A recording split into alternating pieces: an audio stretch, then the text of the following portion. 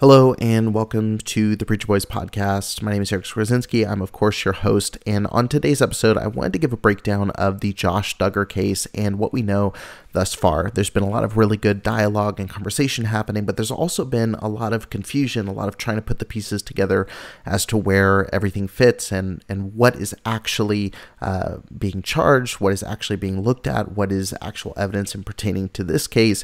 And there are amazing people that are doing great breakdowns of this. I definitely recommend you check out the Thriving Forward Facebook page by Emily Anderson. She's been on the show before. She's doing a phenomenal job giving recaps on this case, and definitely encourage you to check out her content. But I know there's many people that follow this show.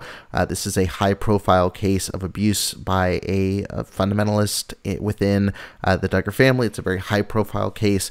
And so I know there's many people that want to hear a little bit of perspective from this show, this platform about it.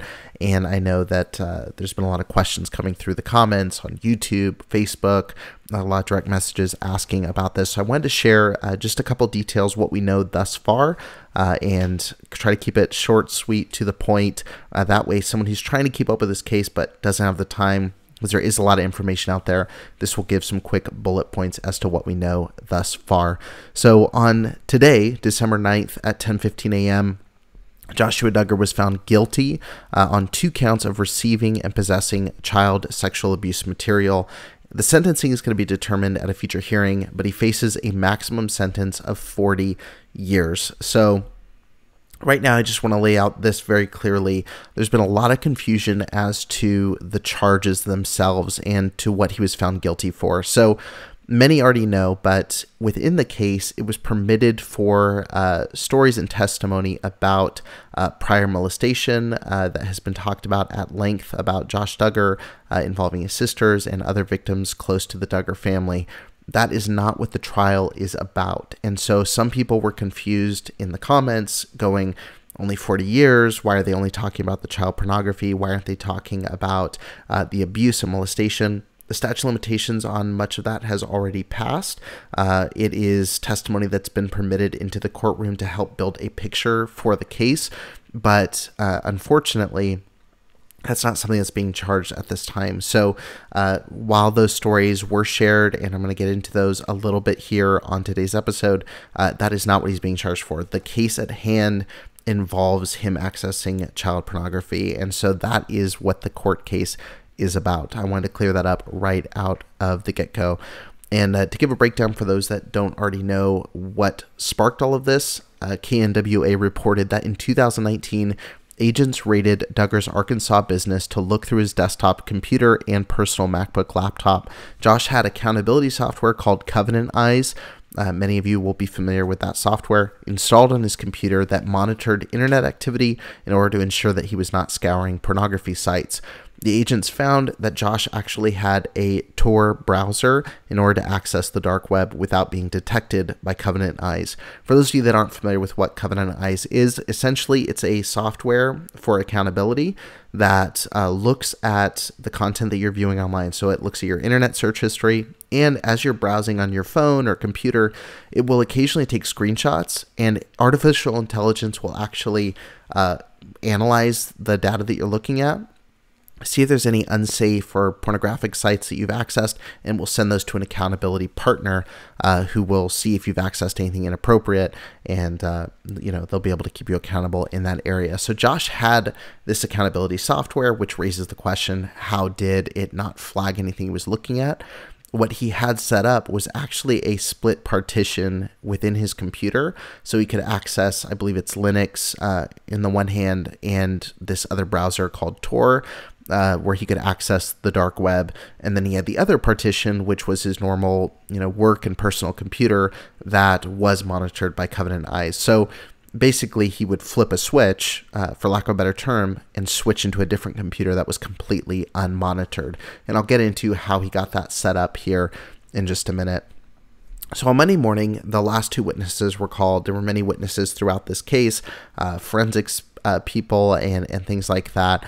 And one of the initial ones I think is important to talk about, on December 3rd, KATV reported that they were given a virtual tour. So the jury was given a virtual tour of Duggar's computer by James Fottrell, the director of the FBI's high-tech investigation unit, and he demonstrated how he compiled and hid an alleged stockpile of child pornography. So this demonstration that was shown to the jury included screenshots that showed that Duggar had used the dark web to search for illegal child pornography, and KTV reported that there was a video downloaded of a 3-month-old. Previously, we had believed it was 8 years old, I think was the youngest, but there was a video of a 3-month-old being tortured and sexually abused. It says one of the files shown the demonstration was marked Daisy's Destruction, reported by the Daily Mail. Displayed an infant girl of 3 or 4 months being sexually abused. Quote, the infant is crying and screaming, end quote, Fottrell told jurors, according to the New York Post. It's one of the most offensive videos that he's familiar with throughout his whole career. And the way that this was set up was actually by a friend of the Duggars. Now, obviously, it's not clear that it was set up with this intention. Obviously, it was on the part of Duggars, but Jim Holt testified that in 2010, 2 years after Josh had married Anna, Josh had asked him how to install a Linux partition into a computer.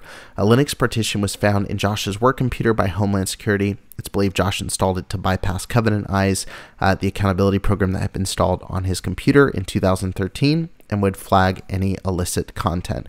So this family friend did testify in court under oath that he helped Josh Duggar set up this partition for him to utilize.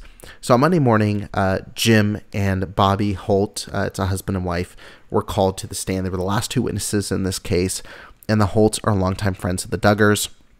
This is where we really get to shed more light on the molestation scandal that happened many years prior. This is something that has been very fuzzy, the details on this. Up to this point, at least for myself, the only information that I'd known is that there was one instance in which Josh had molested his sisters while sleeping and a family friend as well. And that's bad enough. That's a horrible, horrific thing. But the testimony by Bobby Holt, who still considers herself a friend of the Duggars, still loves Josh, she said from the stand, testified that this went on for a lot longer. So Emily Anderson over at Thriving Forward kind of broke this down. The Holts are longtime friends of the Duggars, and their daughter was in a formal courtship with Josh when they were both 14 years old, extremely young, and they hoped to marry in the future. Bobby Holt testified that in 2003, Jim, Bob, and Michelle asked to meet with Bobby and her husband to discuss something. The 4 adults met in the Duggars' master bedroom with Josh present. Josh, who was 15 at the time, explained to Bobby that for the past few years he'd been molesting 4 of his younger sisters and an additional victim who remains unidentified. Bobby stated, quote, he, Josh, told us so our oldest daughter would understand why the relationship had to end. Bobby then testified that Josh told her in private at a later conversation that the behavior began when he was 12 years old. So there's a 3-year gap here. 12 years old, and that when Josh was 15, he digitally raped his 5-year-old sister while he read the Bible to her as she sat in his lap. Throughout the testimony, Bobby broke down in tears and explained that she still loves Josh and that testifying was a miserable experience for her. And then it went on, Jim testified about setting up the partition. On Tuesday morning, there were many family members that attended for the first time. We got to see David Keller attending with his new wife, Hannah Reber. They have been Josh's guardians for the past 7 months while he's been out on bail. Jed and Jana Duggar also attended for the first time, as well as Jessa Seawald. And Jim Bob was seen for the first time as well. And recently there was footage released of them all exiting in light of the guilty verdict. And one last piece of really damning evidence here. It was also revealed within court that the same password that was used to access child pornography on those accounts is the same password that was used on Josh Duggar's family Instagram account and for their banking information. That was all shown to the jury as well.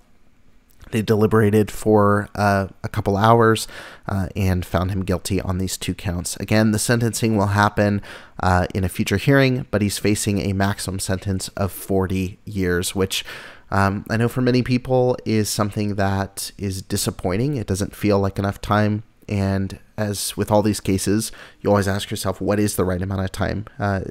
Nothing ever is going to seem like enough. But I think the things we can be thankful for is Josh doesn't have any access to children right now, which is a very good thing, especially newborn children that are in his home right now. All of the children within the Duggar family.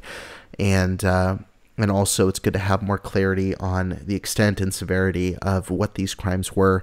And we can only hope that the judge is going to rule fairly, give maximum sentence for this case. And hopefully this will lead to the protection of the kids within the Duggar family. That's all the information we have right now. I don't want to speculate on anything. I don't want to give my point of view on any of this right now. I want to make sure that I'm just giving you the information that you need. Again, I definitely recommend checking out Facebook pages like Thriving Forward. Emily Anderson, grew up within a similar world as the Duggars, is giving a lot of light and perspective on the Bill Gothard trainings and things that have influenced a lot of this along the way. And so if you want any opinion stuff, I definitely recommend her over my specific platform and show. But I want to make sure for those that are solely followers of this channel or this podcast that I gave some insight into what's happening and broke this down, because there is a lot to follow. And even for myself, keeping track of all of it is difficult. But that's all the information as we know thus far. If you have any questions or additional information, feel free to reach out in the comments of this video, reach out on Facebook or through the email preacherboysdoc, that's preacherboysdoc @gmail.com, and I will definitely keep you posted as we find out more information. Thank you so much for watching this video, and really appreciate you tuning in, and I will see you in the next episode.